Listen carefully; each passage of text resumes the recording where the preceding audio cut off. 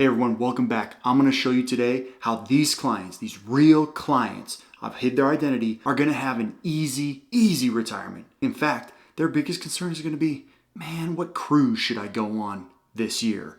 We're going to do it with 5 reasons. Let's get into it. Okay, but first, a 60-second breakdown of these particular clients. They're 56. They want to retire at 62, so that's 6 years.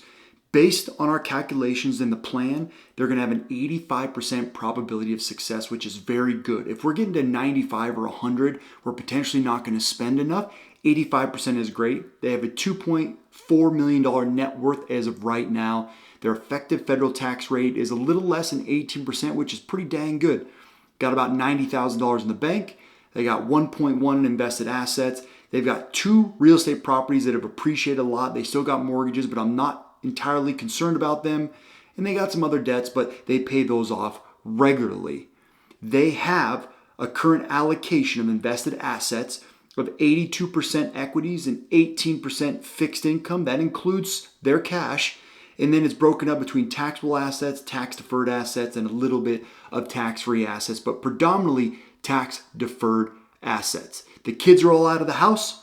The husband, the main breadwinner, still works and plans on working to age 62. So the 5 reasons, what are they going to be? We're going to do it step by step. Let's go. First big adjustment we made that they bought into that's going to be a huge advantage over the next 6 years leading into retirement is their savings rate. You can see based on their income that they're going to save almost $120,000 this year. They're going to max out a 401k. Then we're going to do extra savings into a taxable brokerage account to build that tax flexibility. Remember how the majority of their invested assets are in 401ks and IRAs. We're going to change that. We're going to create some tax flexibility. We got to this savings rate by planning on what they want a retirement to look like. We'll get to those other steps here in a second, but we had to make sure to achieve their retirement goals that we were saving enough. A 22% savings rate is a phenomenal number that they can really attack with, be aggressive with, and still live throughout that 6-year window. But they're going to be able to get aggressive with their spending. We have very deliberate places that all that savings is going, and we're going to be able to help build the investment accounts and get them ready for retirement when we want to flip the switch. This is the value of planning. We got on this early, age 56. That's the go zone. We're really starting to make adjustments. We're in our highest earning years, and we have to know where the new money comes, when it gets to us, where it's going to go. Where do we want to put it and why?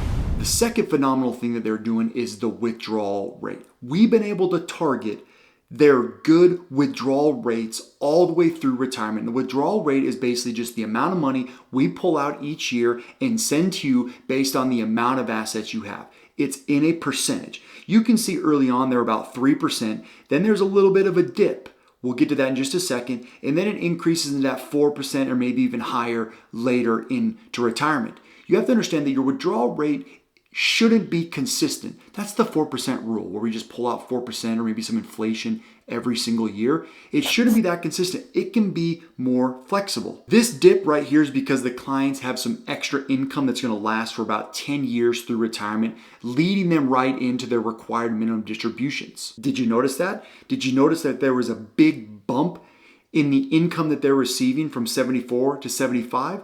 That's because they have to take required minimum distributions from those 401ks and IRAs that we spoke about earlier. But even with that, their withdrawal rate is very low. Even if they do have to pay some taxes along the way, it still doesn't affect the long-term viability of their plan and their spending. And the last thing about the withdrawal rate is we discussed just a second ago this SMILE. This is a specific type of income distribution strategy where at some points throughout the retirement there could be a SMILE effect where spending's higher, then it decreases, maybe kicks up at the end. These particular clients are using the guardrails. What we're essentially going to do is we are going to lock in as much income as we can. The first few years of retirement is going to come from a pension from their employer.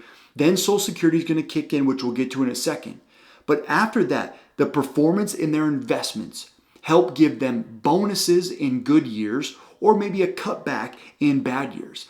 But the bonus and cutback method in the guardrails approach based on the performance of their portfolio is the best income distribution strategy for their retirement. And the reason for that is because it's dynamic and because they want a little bit more growth. Which leads us to number 3, they have a more aggressive investment allocation. They are going to have predominantly 80% equities and 20% fixed income throughout the majority of their retirement, and especially in the early years. And now you're probably like, well, Thatcher, no, you're exposing them to too much risk. The market's going to crush them. They're going to lose everything. We need to take a step back and really evaluate risk versus just volatility in the marketplace. You don't think that I already accounted for volatility? That you think I'm just going to expose them to a bad first year of retirement and the market's going to crash and they're not going to have any money? That's what those old junk advisors do. Not here. Not with how we're doing it right now. Don't worry about this right-hand section. In fact, let's cross that out. You can see the 85% probability of success that we discussed before is based off an aggressive portfolio. What if we adjusted it to a moderate? A 60-40 that everybody loves and talks about. You can see that drops that probability of success down to 72%. That's below the 80% mark that I love clients to be at, and it exposes them to less spending potentially in retirement. The aggressive method is better throughout their retirement, but to protect them early on, what people are really concerned about is called sequence of returns risk. Let's rewind the clocks back to 2008 and 2009. When people were about to retire, probably your parents were about to retire, and the market plummeted. The housing market crumbled, crisis, the world's going crazy, everything's coming to an end. From 2008 to 2009, the market really struggled. People's portfolios potentially dropped 30, 40, 50%. If they were going into their first year of retirement, they're withdrawing assets from a portfolio that was worth less to meet their income needs, and that is really bad for the remainder of retirement. That's called sequence of returns risk. Well, throughout the planning process, I've already evaluated that when they get to age 62, these particular clients don't need to make a distribution from their portfolio. If the market goes down, we've already segmented assets and have income coming in from other sources that can protect them. So regardless of what happens in the first, second, third, fourth, fifth, or even sixth year of retirement, we've got enough money and assets that will be allocated to protect them regardless of what the market does. Remember, assets that are invested aren't for the first year. They're for years and years down the road. You should have a plan already in place for the first couple years of retirement. Now, going back to their investments, we have a diversified allocation of investments. We have it broke down in a few different places, and we're still working on the allocation along the way. As new money comes in, I will continue to build a portfolio that aligns with their goals. But we have to understand that having more equities is not bad. And if you look at the Guyton's guardrails research report, potentially having more equities is the most successful way to distribute more in retirement. See how it all connects? We're all connecting this together. Which leads to the fourth thing, which is going to seem counterintuitive, but these particular clients have low spending. Let me do that one over. Which leads us to our fourth element, where they have low to moderate spending in general. These clients have no debt. They have a couple mortgages on their properties, which is fine. They have some other kind of little rental income. But in general, to live their life, they don't need a ton of income coming in to meet their expenses. They've developed an affordable lifestyle that gives them flexibility. I'm not going to tell you that we're not going to spend, because there are going to be points in the year where the market does great and they're going to get a bonus more than they probably need, and I'm going to force them to have a good time with it. But you can see here, the income sources are going to come from other places, where in the first few years, their income is going to protect them.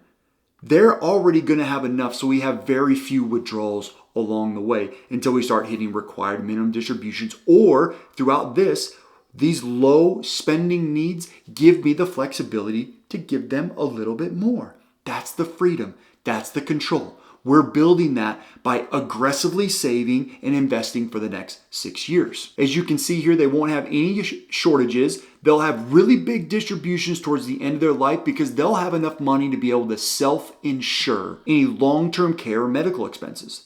They'll literally have hundreds of thousands of dollars available because we've assumed more risk, we've managed the spending and controlled withdrawal rates. They'll have enough money to be able to cover whatever they need towards the end.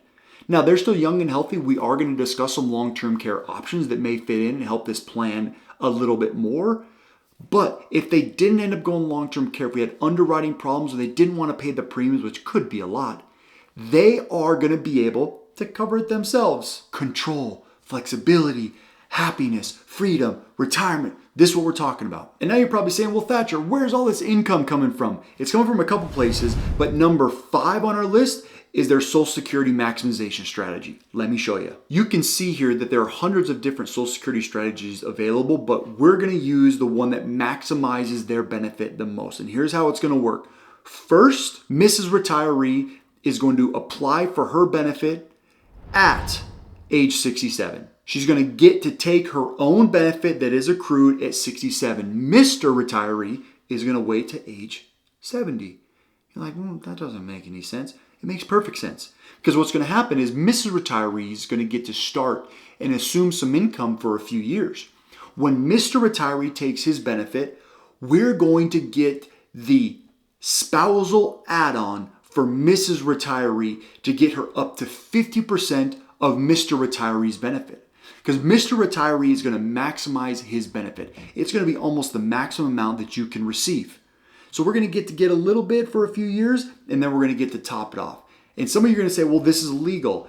This way is not. What they outlawed a few years ago is they shut down the ability for a person to take the spousal benefit first and let it accrue and accrue and accrue in the background their own benefit. They would be able to take an accrued benefit on their own record at some point in the future. They've eliminated going from spousal, letting your own accrue and taking your own later. But you can take your own and then you'll get the spousal add-on later. That's the way that they're going to maximize their Social Security. So later in life and throughout their long life, they're going to get the maximum amount of Social Security that they can receive and they're entitled to. You can see how this all fits in. We identified the goals that the clients wanted. We put a plan together and we're starting to illustrate how all these decisions fit in and how they all matter. And then we're navigating all the assets to make sure they support that plan that achieve the goals. It's kind of as simple as that. Everyone's situation looks different, but this is a great example of how we're starting to implement strategies now to get these clients to a place where they don't have to worry about retirement. Worrying about retirement is actually the last thing that's on their plate. It was the first thing, now it's the last. This is the importance of really starting to cultivate a good planning relationship that helps to navigate through retirement and prepare for your best life. I hope you enjoyed this video. If this was something you are interested in, please feel free to hit the link below. You'll set up a time with me and me directly. Again, my name's Thatcher Taylor. Let's do it. Once again, I'm Thatcher Taylor, founder of ProPath Financial and certified financial planner. If you're interested in seeing how we help our clients or implement these strategies that you saw in this video, please go to propathfinancial.com. That's www.propathfinancial.com to learn more, and make sure to say hi to me while you're there. We'll see you next time.